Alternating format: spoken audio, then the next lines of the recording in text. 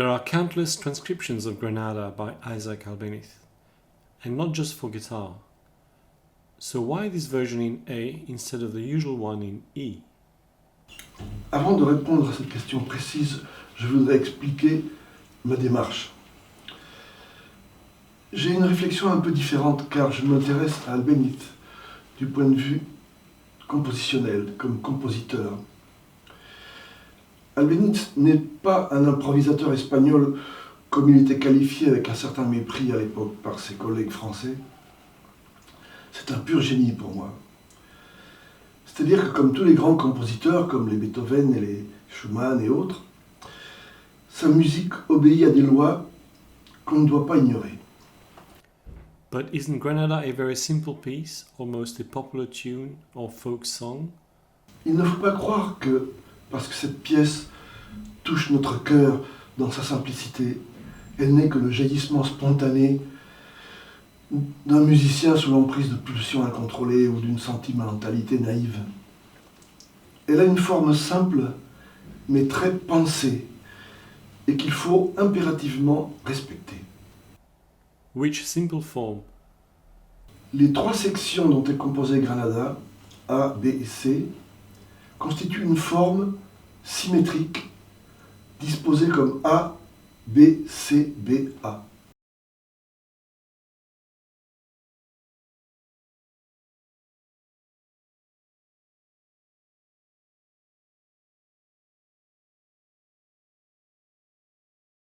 A, B et C correspondent à trois instantanés au sens photographique du terme, bien différents l'un de l'autre, et qui se complètent en se contrastant, et qui nous évoquent un tableau condensé, je dirais, de l'ancienne Espagne.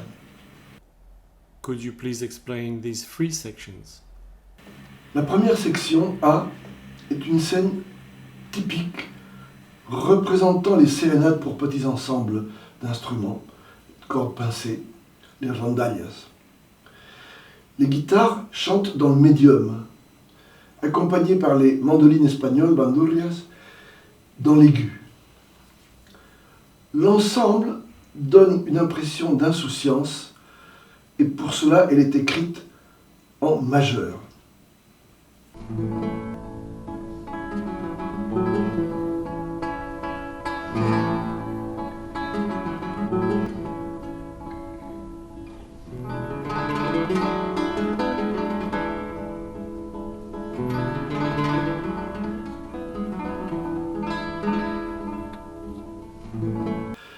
La deuxième, B, est une sorte de copla, le chant à l'état pur de la soprano qui semble s'élever vers le ciel.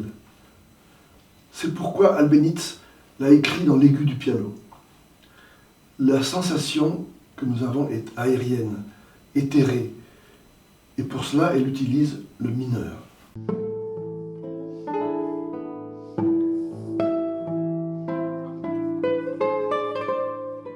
La troisième, C, reprend le registre médium, mais cette fois c'est une voix d'homme, ou de violoncelle, si l'on veut, qui prend le chant et qui répond à la soprano. La tonalité est triste et pour cela Albéniz va classiquement moduler vers les bémols.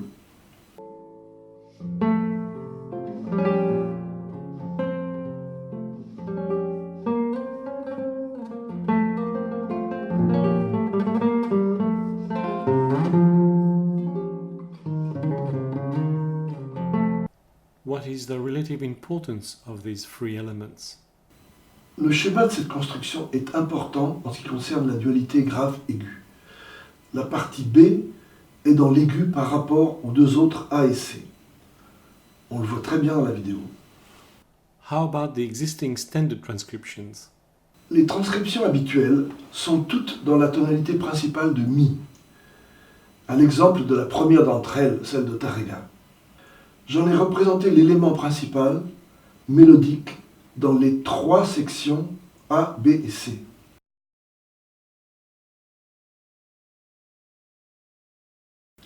On voit que dans ces transcriptions, l'enregistration est exactement la même pour ces trois éléments qui commencent d'ailleurs tous les trois par le même Mi.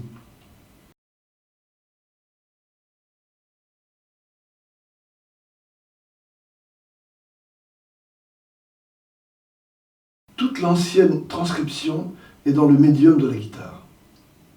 C'est-à-dire que la section B a été abaissée d'une octave par rapport à l'idée originale d'Albéniz. Obviously, this adds a somewhat sonorous lush tone, which can be attractive to many players.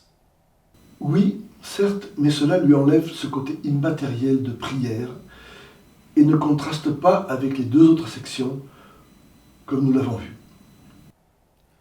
Does the A transcription solve these issues?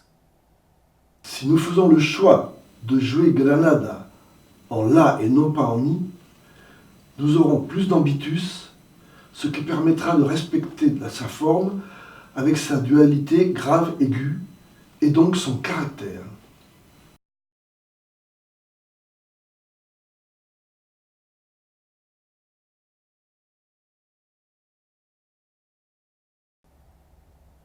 Is this the only advantage?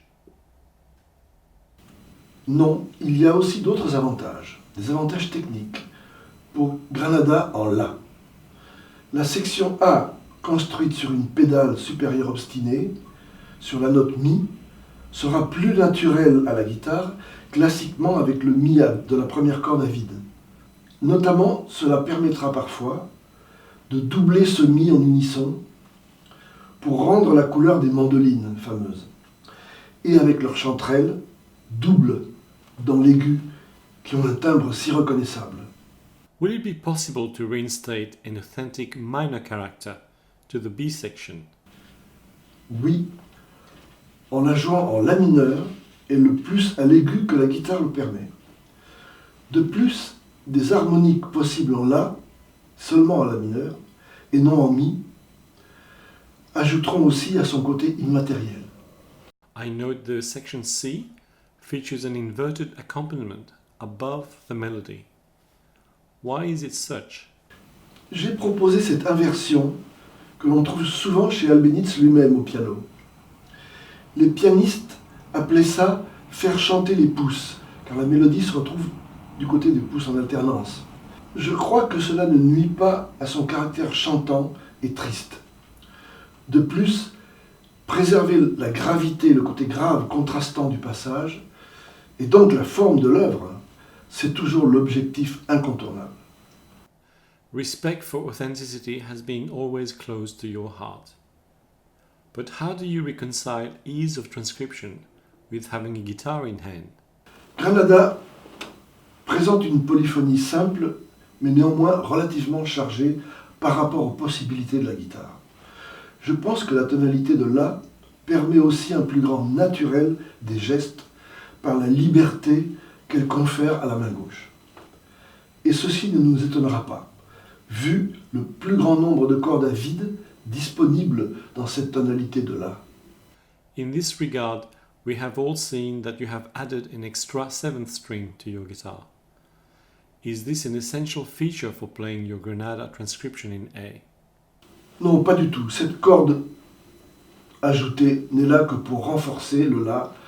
Elle est accordée en La sur grave et elle fait quelques effets de basse profonde et augmente un peu l'ambitus de la guitare, mais le La habituel de la cinquième corde des guitaristes suffit largement.